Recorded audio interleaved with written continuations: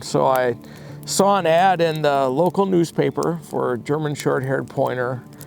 And little did I know at that time that that dog basically saved my life. That dog came at the right time for me. I had struggled a lot with some of my military service and some of the things that I had seen and done in combat, and probably was a ticking time bomb at that time. And if it wouldn't have been for that first dog, and if it wouldn't have been for my wife at the time, I would have definitely been in a really, really bad place. So that first dog that I got fundamentally changed my life, and I can't thank Patrick enough for selling me that dog.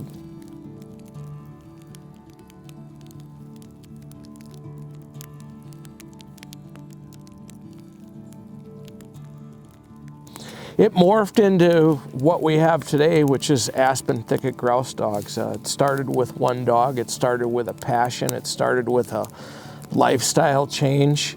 It grew into a dog named Gunner, dog named Baron, dog named Gretchen.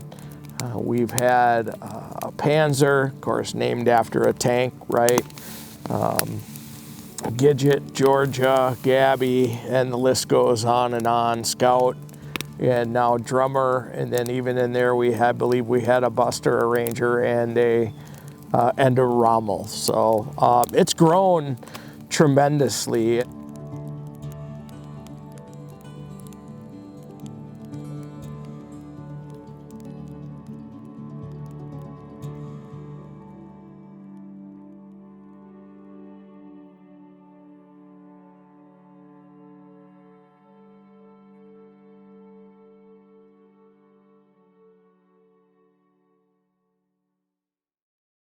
After I graduated high school, I joined the United States Army, where I was an armor crewman and eventually became a tank commander on an M1A1 Abrams tank. I served in Germany, was actually have a little bit of claim to fame that I was on border patrol the day that the border opened up between East Germany and West Germany, and we went from managing the Cold War to managing traffic, and it was and watching a bunch of people flee communism. So it was kind of really an interesting time frame.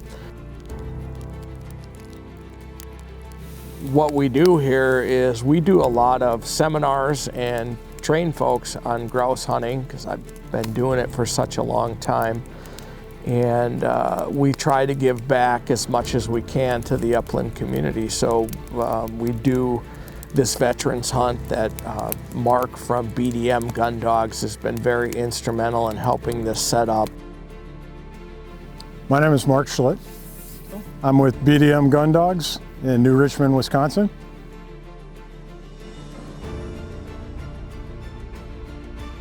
So I grew up hunting this area in Gwinn. Spent basically my entire youth out in the woods where we're going to be taking these guys hunting.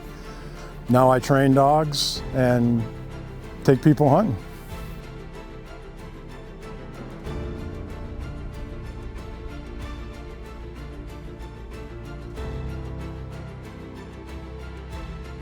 Well, so this hunt, quite a few years ago, they tried to set up a hunt like this. And the gentleman that was setting it up had some issues and they weren't able to get it done. Dennis and I picked up the baton, and last year we started this hunt just to try to give these guys another tool to help manage their daily stresses.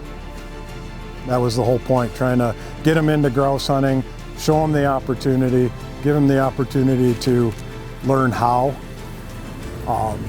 And how easy it is.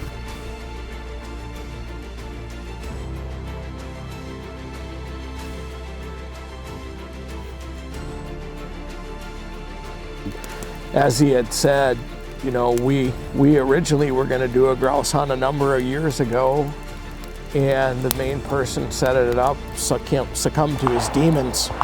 and we ended up not being able to do that hunt, and we've since picked up the ball and carried it forward for him.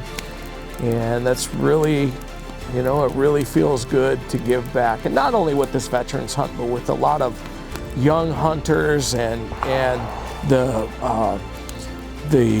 late adult onset hunters and things like that. During the past 2 years, I think we've made a really, really large amount of headway bringing more people into this sport, and we're very, very proud of that.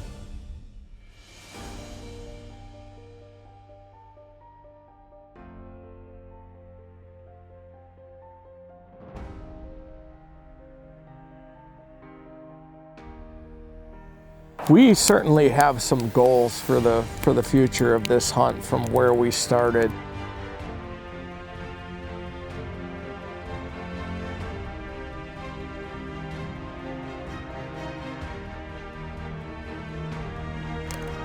We would like to grow this to really, really get these people out here and hunting.